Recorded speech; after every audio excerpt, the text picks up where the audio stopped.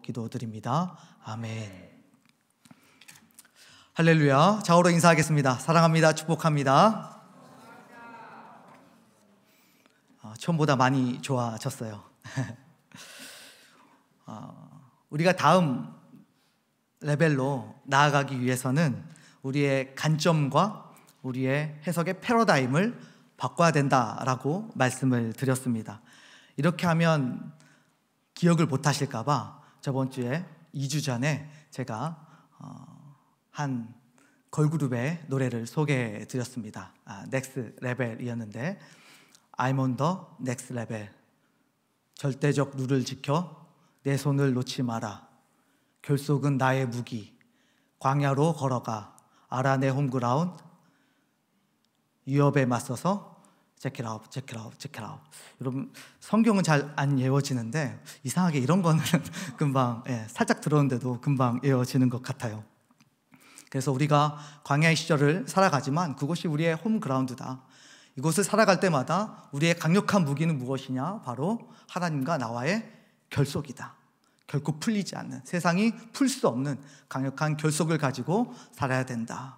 그리고 절대적인 룰을 지켜야 되는데 그것은 바로 하나님의 율법이다. 말씀이다. 우리가 말씀을 잘 지킴으로 인하여서 이 어려운 난관들을 극복해 갈 수 있다. 그리고 다음 레벨로 나아갈 수 있다. 가나안 땅 들어갈 수 있다. 점령할 수 있다. 이런 말씀을 함께 나누었습니다.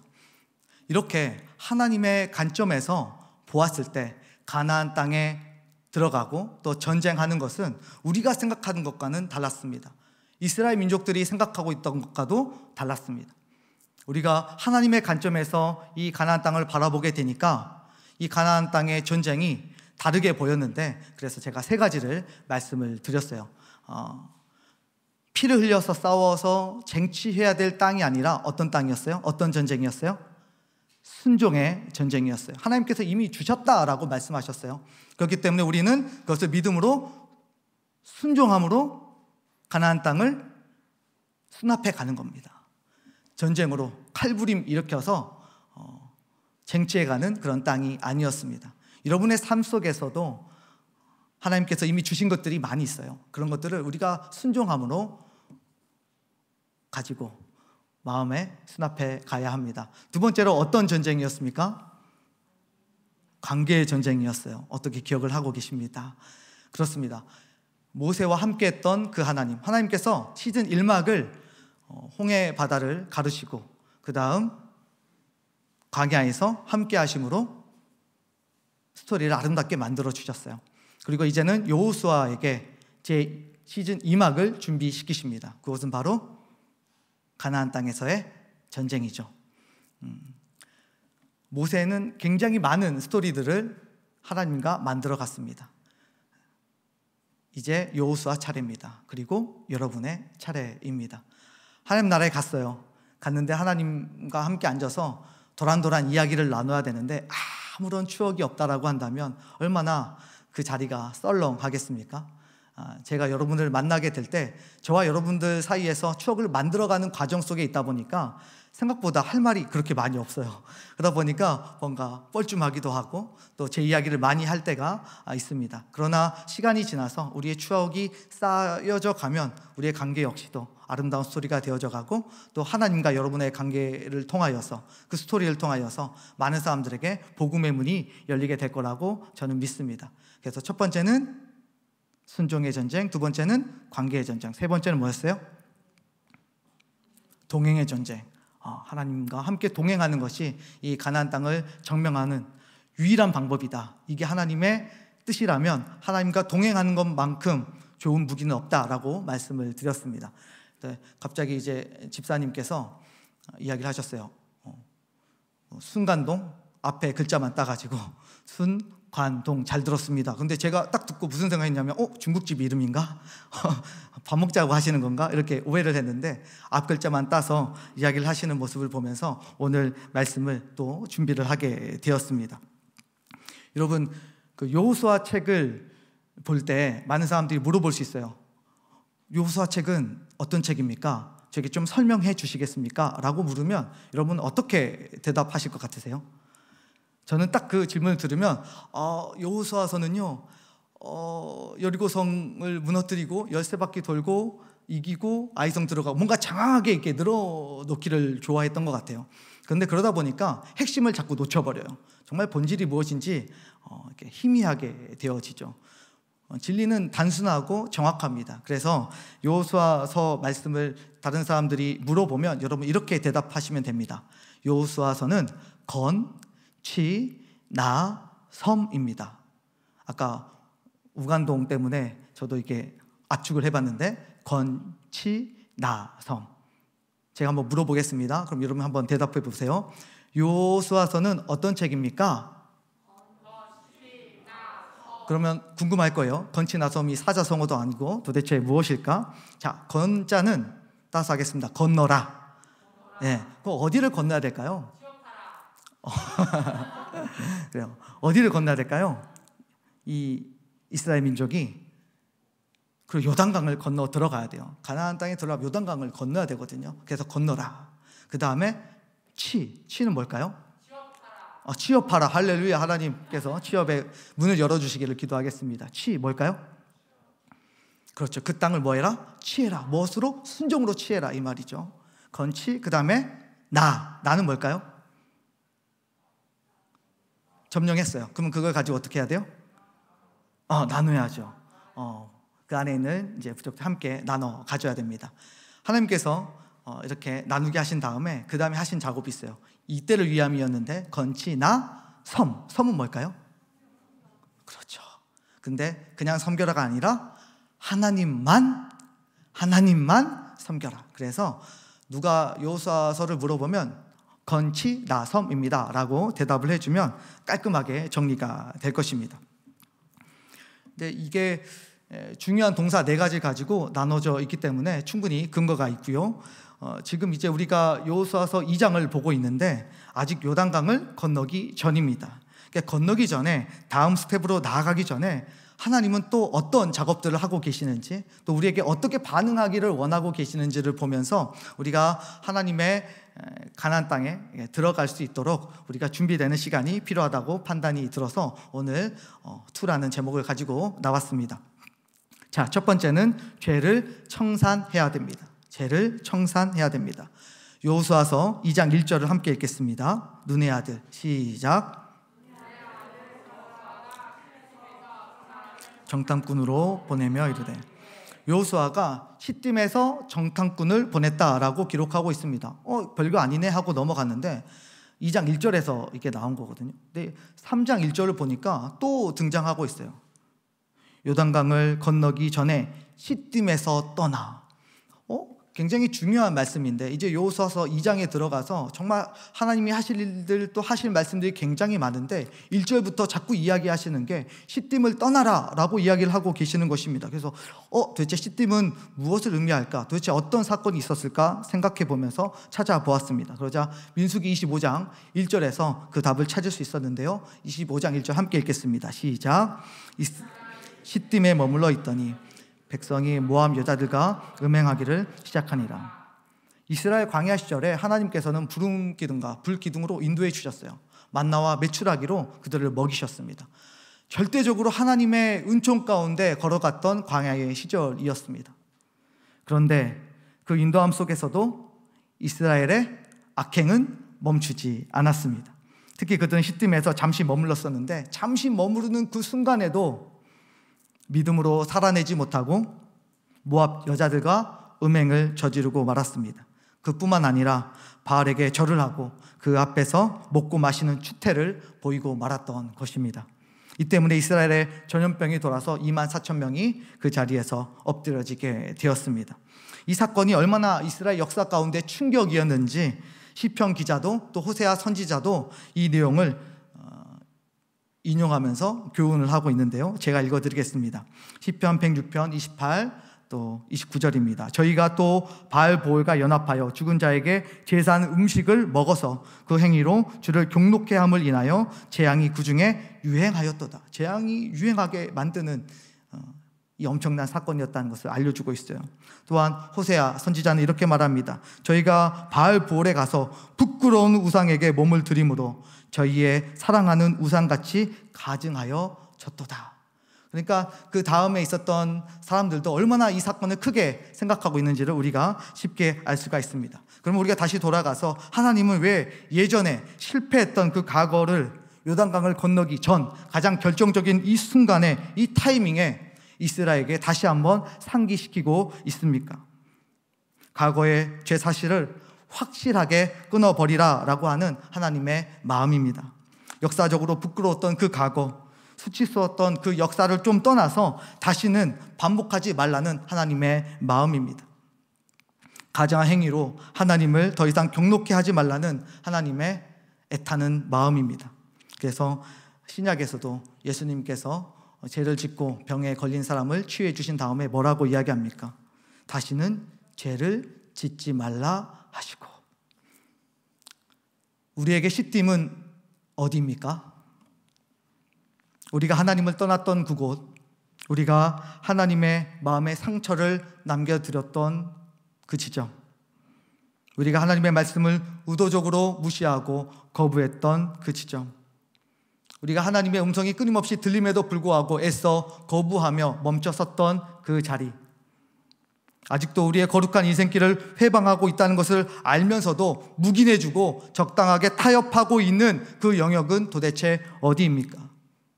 이제 그 죄악의 연결고리를 나사렛 예수 그리스도의 이름으로 끊어내셔야 합니다. 알면서도 어설프게 넘어가주는 마음과 타협하지 말아야 합니다. 이제는 단호하게 결별을 고해야 합니다. 그래야 하나님께서 예비하신 복을 우리가 풍성하게 누릴 수가 있는 것입니다. 한일 양국 간의 갈등이 몇 년 동안 계속 지속이 되고 있습니다. 양국이 서로 윈윈하면서 세계 속에서 발전적인 미래로 좀 나아가야 되는데 계속해서 관계는 후퇴되고 갈등은 첨예하게 대립되고 있습니다.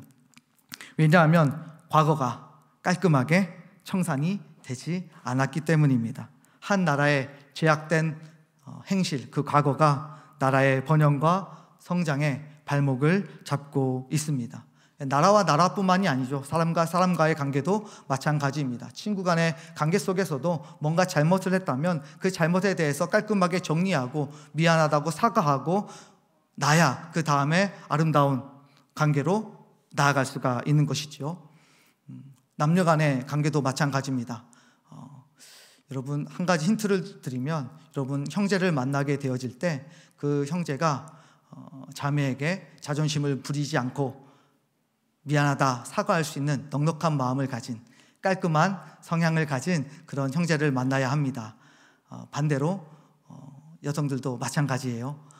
남자에게 자존심 부리지 않고 잘못한 것은 잘못했다고 인정하게 되어질 때 그 관계가 좀 더 깊어져 가고 그 관계 속에서 정말 하나님께서 주시는 복을 함께 누려갈 수 있게 되어집니다. 그래서 자신의 과거를 깔끔하게 청산할 줄 알고 자신의 잘못된 것들을 과감하게 이야기할 수 있는, 용서를 구할 수 있는 그런 사람을 만나셔야 됩니다. 국제 관계뿐 아니라 또 이런 인간 관계뿐 아니라 하나님과 우리의 관계도, 사이도 마찬가지입니다. 우리의 과거를 깔끔하게 청산해내는 것이 복된 발걸음의 정말 시작입니다. 사도 바울은 데살로니가 전서 5장 22절에서도 악은 어떤 모양이라도 버리라 라고 말씀하고 있습니다. 그러니까 죄는 그 밑둥까지 그냥 싹 제거를 해내야 됩니다. 쓴뿌리까지 싹 그렇게 뽑아내야 됩니다. 그 자리에 조금이라도 찌끄러기를 남겨놓으면 언젠가 또 그것이 싹을 틔우기 때문입니다. 문제는 뭐냐면 우리에게 그 죄를 청산할 만한, 뿌리를 뽑아낼 만한 능력도 의지도 우리에게 많이 없다는 것입니다. 마치 옛 여인을 잊지 못하고 질척이는 것처럼 우리가 자꾸 세상 앞에 기웃거리게 되고 다시 만나자고 하면, 세상이 다시 유혹의 손짓을 하면 언제든지 달려나갈 준비를 하기도 합니다. 그러나 우리가 하나님을 깊이 알고 하나님을 깊이 묵상하고 그분과 관계를 맺고 나면 우리는 그 하나님의 매력에 흠뻑 빠져서 헤어나올 수가 없게 되어집니다. 정말 그 좋으신, 매력적이신 하나님과 우리가 인격적인 관계를 맺게 되어질 때 세상이 그렇게 크게 보이지 않게 되고 그들의 손짓이 그렇게 매력적으로 느껴지지 않게 될 것입니다. 여러분, 하나님께서 여러분에게 복을 주시는 분이십니다. 그런데 그것을 좀 넘어서서 하나님과의 아주 아름다운 인격적인 관계를 맺어가는 것은 어떠십니까? 그것을 빼고 나서도 하나님이 얼마나 아름다운 분인지 우리가 인간적으로 굉장히 빠져들고, 정말 이분이 나를 이렇게 사랑한다는 사실, 이분이 나의 아버지라는 사실, 이분이 나의 구원자라는 사실 때문에 밤낮을 설레하면서 하나님이 무슨 말씀을 하시는지 성경을 읽으며 시간을 보낼 때 우리가 얼마나 행복한지 여러분이 꼭 느끼셔야 된다라고 생각하고 있습니다. 우리가 하나님 앞에 서게 되어질 때 가장 중요한 것, 그것은 바로 우리가 전심으로 하나님을 사랑하는 것입니다. 왜 제 손짓이 강하게 느껴진지 아세요? 하나님을 사랑하지 않기 때문이에요. 하나님을 향한 사랑이 너무 얕기 때문이에요. 우리가 정말 하나님을 열렬히 사랑하면 세상의 그런 유혹이 작게 보이는데, 갑자기 또 하면 안 될 것 같은데 또 걸그룹의 노래가 떠오릅니다. 블랙핑크의 우리 사랑은 불장난. 여러분, 세상에서 잠깐 놀았던 그건 사랑이 아니라 장난이었다. 정말 진짜 하나님의 사랑을 알고 나니까 정말 내가 세상에서 살았던 그 순간들이 그냥 장난이었구나 라는 걸 느끼게 되어진 것. 진짜를 보면 가짜는 금방 알게 되어져 있습니다. 사랑하는 남청 여러분, 예수 그리스도를 열렬히 온 전심으로 사랑할 수 있기를 예수님의 이름으로 축원합니다. 그래서 시뜸에서 깔끔하게 털어버릴 건 털어버리고 다시 가나안 땅을 향해서 입성할 수 있는 우리가 되어야 합니다. 그런 의미에서 우리가 좌우로 한번 격려하겠습니다. 하나님을 열렬히 사랑합시다. 시작. 열렬히 사랑하셔야 됩니다. 다음 스텝은 무엇이냐? 복음을 들어야 합니다. 복음을 들어야 합니다. 9절 말씀입니다. 함께 읽겠습니다. 시작. 말하되 여호와께서 이 땅을 너에게 주신 줄을 내가 아노라. 우리가 너희를 심히 두려워하고 이 땅 주민들이 다 너희 앞에 간담이 녹나니. 이스라엘만 가나안 땅을 염탐한 것이 아니었습니다. 10절에 보면 홍해 바다를 건너온 것도, 또 광야에서 전쟁을 한 것도 이 가나안 백성들이 다 알고 있었다라고 하는 것입니다. 그러면 가나안 민족뿐만이 아니라 주위에 있는 모든 민족들이 이스라엘 민족들을 염탐하고 주목하고 지켜보고 있었다는 것을 알 수가 있습니다. 그들이 생각했을 때 아마 출애굽하는 것도 불가능했을 것이다. 그리고 생존할 가능성도 거의 없다라고 판단을 내렸는데, 글쎄요, 그 이스라엘과 함께 하신 분이 전능하신 하나님이셨으니 이 어려운 일을 다 해내셨습니다. 그런데 그들의 눈에 보인 이스라엘 민족은 어땠을까요? 하나님을 제거하고 이스라엘 민족만 보았을 때는 어땠을까요? 그야말로 메뚜기라는 표현도 부족할 것입니다. 가나안을 향해서 오는데 40년 동안 뱅글뱅글 돌아요. 일주일이면 올 수 있는 거리인데 자기들끼리 먹고 마시며 막 놀다가 갑자기 자기끼리 막 서로 죽여요. 얼마나 이게 코미디입니까? 눈앞까지 왔다가 이제 가나안 땅 들어오나? 긴장해야 되나? 라는 순간에 다시 돌아가기를 수없이 돌아갔습니다. 아직도 청동기 문화 안에서 그냥 몇 개 칼자루 들고 유리하고 있는 이 이스라엘 백성들을 뭐라고 이야기하고 정의할 수 있을까요? 무기 대신 할아버지 할머니가 지팡이를 들고 겨우겨우 걸으면서 손녀와 또 손자와 짝짝꿍 하면서 엉덩이를 쿵쿵 쳐주면서 이렇게 신나게 삶을 살고 있는 그들을 바라보면서 어떠한 위협을 느꼈겠습니까? 전쟁을 일으킬 힘도 유지할 능력도 없는 민족이라고 생각했습니다. 그렇다면 그들의 보고서는 이렇게 작성이 되었어야 해요. 신경 쓸 필요가 전혀 없음 이상. 그런데 가나안 민족이 염탐을 끝낸 다음에 그들이 가진 마음을 보면 마음이 녹고 간담이 녹고 정신을 잃었다라고 표현하고 있습니다. 마음이 녹았다라고 하는 것은 히브리어로 마사스인데 주로 어떤 큰 공포나 두려움에 관련해서 완전히 절망한 상태를 이야기하고 있습니다. 전쟁도 안 했어요. 할아버지 할머니가 지팡이 들고 다니는 모습이 전부입니다. 그럼에도 불구하고 그 강력한 가나안에 있는 사람들이 이미 마음속에 패배를 선언하고 있는 것이죠. 정신을 잃었습니다. 지각하면 영원히 남아있지 않았다라고 표현할 수가 있습니다. 그러니까 곧 대항하거나 싸울 전의를 거의 상실한 상태입니다. 그야말로 멍 때릴 수밖에 없는 그런 상황에 놓여져 있습니다.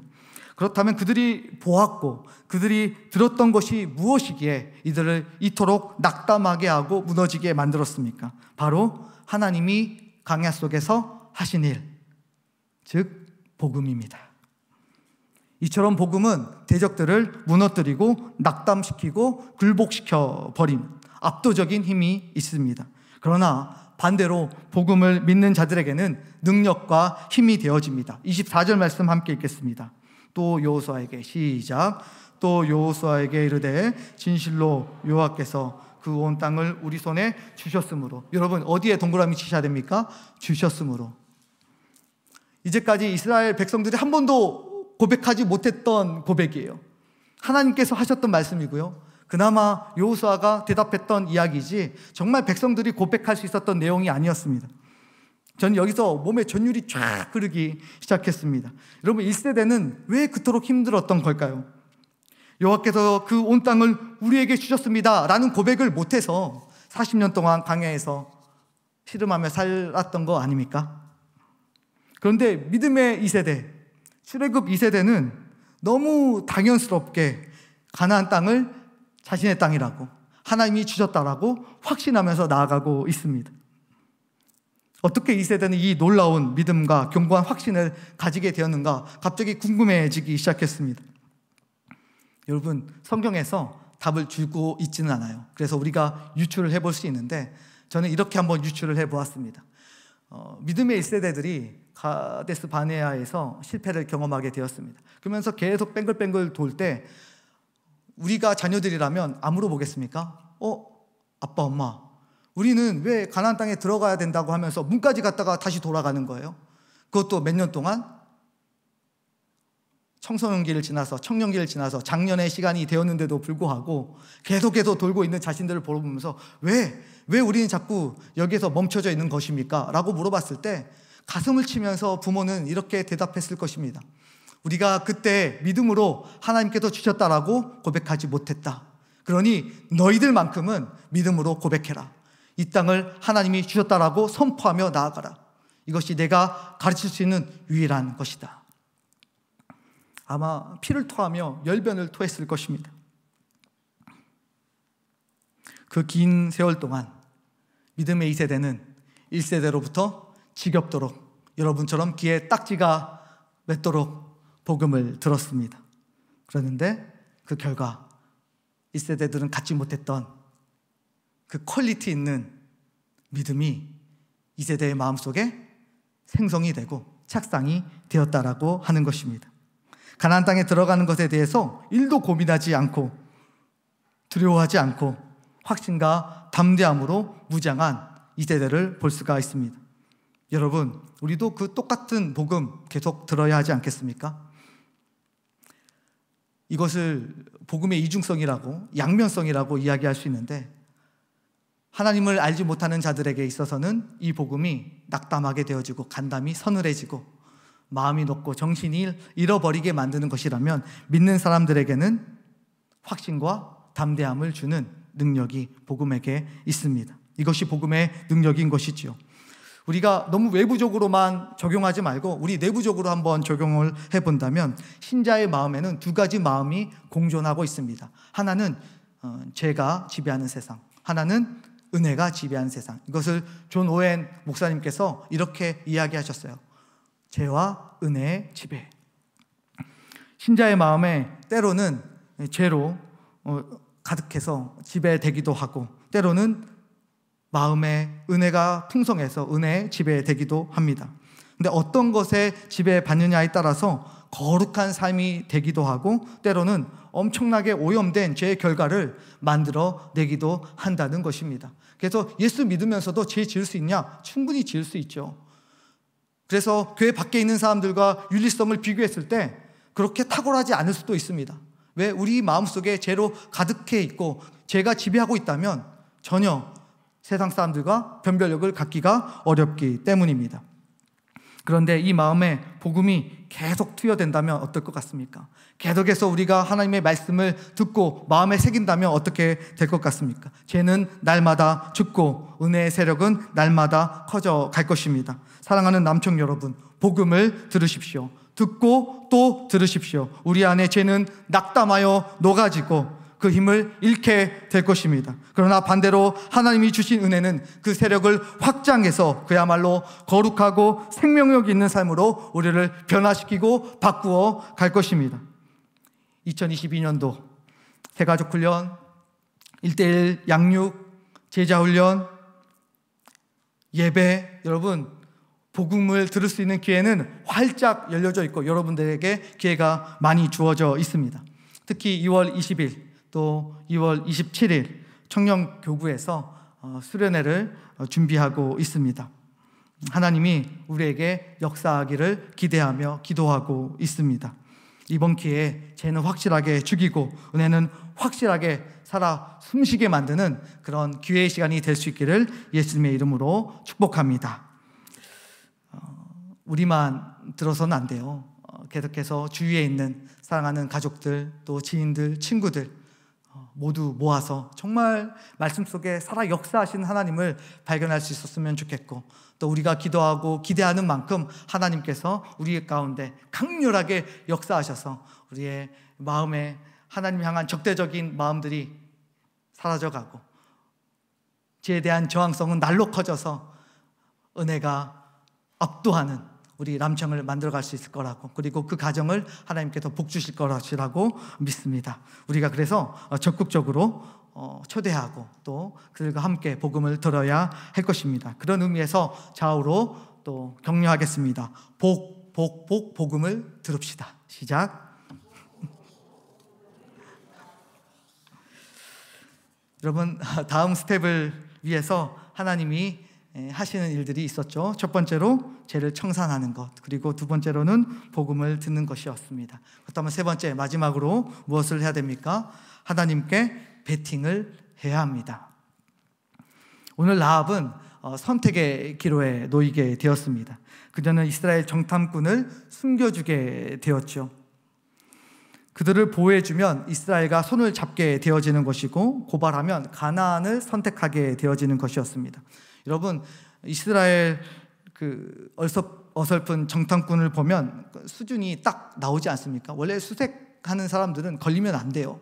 근데 얘들은 얼마나 어설픈지 가나안 땅에 들어온 거 다 그냥 걸렸습니다. 딱 그것만 봐도 얼마나 오합지졸인지 금방 알 수가 있습니다. 또 라합의 입장에서는 어떻습니까? 가나안 땅에서 강력한 군사력을 가지고 문화를 가지고 자부심을 가지고 있는 그 땅을 알고 있기 때문에 충분히 선택하기가 쉬웠을 것입니다. 누가 봐도 이스라엘을 선택하는 것은 바람직하지 않아요. 이성적이지 않았습니다. 가나안 땅을 선택해야 했습니다. 자신의 생명이 걸려 있습니다. 자신의 가족의 안위가 걸려져 있습니다. 올인해야 되는 상황입니다. A 아니면 B지 C가 있는 상황이 아니라는 말씀이었습니다. 근데 이 결정적인 순간에 가장 우리 입장에서는 안정적인 선택을 하고 싶을 텐데 이곳에서 바로 이스라엘을 선택하고 맙니다. 그녀의 베팅이 바른 베팅이었을까? 이런 생각을 해보면서 11절을 한번 읽어보겠습니다. 우리가 듣자. 시작. 우리가 듣자. 곧 마음이 녹았고 너희로 말미암아 사람이 정신을 잃었나니 너희의 하나님 여호와는 위로는 하늘에서도 아래로는 땅에서도 하나님이시라. 여러분, 그녀가 본 것은 어설픈 이스라엘이 아니었습니다. 그 이스라엘 너머에서 역사하시는 전능하신 하나님이셨습니다. 그는 믿음으로 하나님께 자신의 생명과 인생을 송두리째 맡겨버렸습니다. 그냥 아무런 근거 없이 그냥 포기하는 심정으로 하나님께 걸어야겠다 이런 게 아니라 승률을 확신하면서 100% 확신하면서 그 기회를 믿음으로 놓치지 않았던 것입니다. 여러분, 믿음으로 베팅한 라합의 결말을 아십니까? 마태복음 1장 5절, 6절, 16절에 나와 있는데 함께 읽어볼까요? 시작. 살몬은 라합에게서 보아스를 낳고 보아스는 루드에게서 오벳을 낳고 오벳은 이새를 낳고 이새는 다윗 왕을 낳으니라. 다윗은 우리아의 아내에게서 솔로몬을 낳고 야곱은 마리아의 남편 요셉을 낳았으니 마리아에게서 그리스도라 칭하는 예수가 나시니라. 아멘. 여러분, 라합은 가나안 땅의 이방 여인이었습니다. 이 거룩한 족보 안에 들어올 수 있는 존재가 사실 아닙니다. 그의 직업은 몸을 파는 여종에 불과했습니다. 그러니 이 자긍심이 넘치는 유대인들의 아브라함의 계보에 들어올 수 있는 그런 존재 자체가 아니었던 것입니다. 그녀의 삶은 다른 사람들이 볼 때 매우 비루해 보이고 하찮아 보였을 것입니다. 하나님 나라 안에서 찬란하게 빛나리라 누구도 예상하지 못했을 것입니다. 그럼에도 불구하고 그 안에서, 성경 안에서 다윗의 계보를 잇고 그리스도가 나시는 놀라운 주인공, 그 계보의 중심에 서 있는 한 여인이 되었다는 것을 알 수가 있습니다. 여러분, 무엇 때문에 이런 놀라운 일이 일어나게 되었습니까? 히브리서 11장 31절의 말씀처럼 라합은 믿음으로 자신의 삶을 하나님께 베팅했기 때문입니다. 여러분, 누구에게 베팅하시겠습니까? 사랑하는 남청 여러분, 왜 그렇게 생각이 많으십니까? 왜 이렇게 복잡하십니까? 그만 고민하셔도 됩니다. 더 이상 밀당하지 마시고 전능하신 하나님의 손길 위에 우리의 모든 미래, 인생, 생명, 시간, 물질 하나님께 모두 올인할 수 있기를 바랍니다. 우리의 마음과 시간과 물질과 미래를 하나님께 가감하게 올인하게 되어질 때 하나님께서 우리가 생각한 것 그 이상으로 더 좋은 것들을, 하나님이 예비하신 복들을 우리에게 풍성하게 제공하여 주실 것입니다. 비록 이 세상에서 비루한 삶으로 살다가 어떤 것도 잡아보지 못하고 눈을 감을 수도 있을 것입니다. 그러나 하나님 나라에 갔을 때 정말 그 빛나는 그리스도의 계보에 여러분은 여러분의 이름을 보게 되어질 것입니다. 하나님께 모든 것을 올인하게 되었을 때 우리의 이름이 하나님의 마음에 등재되어지는 은혜를 경험하게 될 것입니다. 우리가 이것이 아니라면 무슨 의미가 있겠습니까? 설문조사에 의하면 어르신들이 죽기 전에 두 가지를 후회했다고 합니다. 첫 번째는 내가 도전하지 못했던 거, 도전을 잘 했어야 되는데, 그때 그거 했어야 되는데, 그때 그 자매 잡았어야 되는데, 그때 그 형제 자매 했어야 되는데, 그 도전해보지 못했던 것, 여러분들은 도전하기를 바랍니다. 10번 찍어서 넘어뜨릴 수 있는 여러분이 되었으면 좋겠어요. 근데 두 번째가 가슴을 아련하게 만들었습니다. 영원한 것에 투자하지 못한 것. 나의 유한한 삶으로 영원한 것에 내가 투자하지 못하고 베팅하지 못했던 것을 가장 후회한다라고 이야기를 했습니다. 왜냐하면 이제 하나님 품에 안길 때가 되니까 손에 가져갈 수 있는 것이 아무것도 없어요. 뭔가 이룬 것은 많은데, 뭔가 이 세상에서 성공을 잘 누렸는데 이제 하나님 품에 안길 때가 되니까 이 모든 것 아무것도 가져갈 수 있는 것이 없는 것이죠. 그러면서 나는 영원한 것에 투자하지 않았구나 라고 하면서 후회를 했다는 것입니다. 사랑하는 우리 남청 여러분, 하나님께 영원한 것에 투자할 수 있기를 예수님의 이름으로 축원합니다. 아멘. 오늘 말씀을 정리하겠습니다. 다음 레벨로 나아가기 위해서 세 가지를 말씀을 드렸습니다. 첫 번째는 무엇입니까? 무엇을 청산하라? 죄를 청산하라. 두 번째, 무엇을 들으라? 복음을 들어라. 세 번째, 누구에게 베팅하라? 하나님께 베팅해라. 하나님이 간절히 기대하는 그 마음을 여러분이 결단하심으로 하나님의 마음을 흡족하게 해드리는 그런 한 주가 될 수 있기를, 우리의 인생이 될 수 있기를 다시 한번